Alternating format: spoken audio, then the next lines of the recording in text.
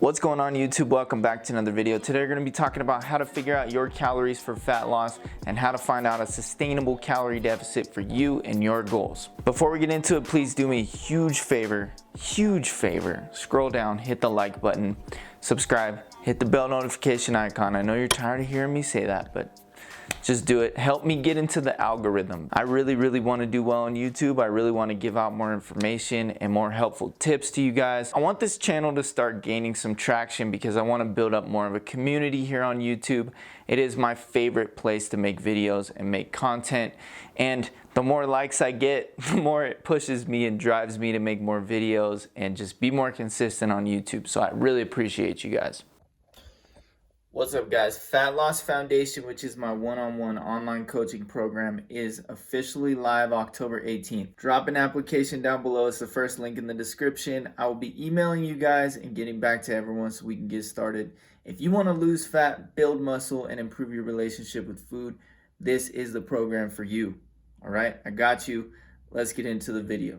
All right, how to figure out your calories for fat loss. The first equation we're going to use is goal body weight times 11 to 12. I have cross-referenced this equation with so many popular calorie calculators online that many coaches use, and this equation works well almost every single time. So let's talk for a second about goal body weight, because a lot of people have an unrealistic goal. If you are 300 pounds and your goal is to get down to 135 pounds, what I want you to do is set yourself a smaller target goal. So maybe if you weigh 300 pounds, your goal is to get down to 180 pounds.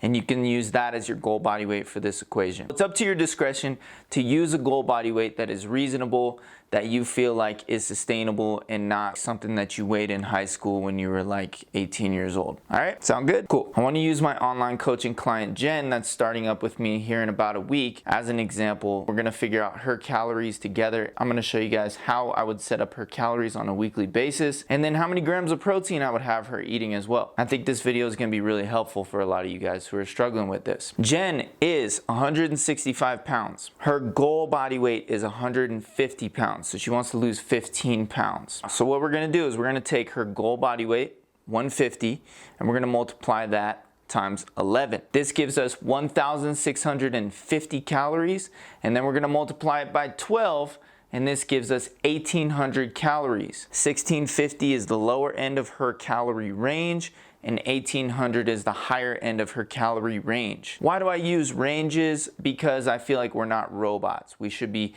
dynamic. Some days we're going to be more hungry, some days we're going to be less hungry, so it's good to have a range. Now when you use this formula, keep in mind this is just an estimation, and any calorie calculator that you use online is going to be that, just an estimation. It's never going to be perfect. So use discretion, use a scale. If you take your average weekly weigh-ins from week 1, week 2, week 3, and you compare them, you should be losing about ½ pound to a pound per week. If you are, then you have found a sustainable calorie deficit. If you're losing more than that, you should bump calories up a little bit, and if you're losing less than that, you should bring calories down just a tiny bit. Next, we're going to talk about how I would set her calories up on a weekly basis, because this is interesting and it's something I use with a lot of my clients. It's called calorie cycling. It allows your calories to be more dynamic, and it allows you to plan ahead for larger events that you have going on. It also allows you to have a little bit more calories on certain days than other days.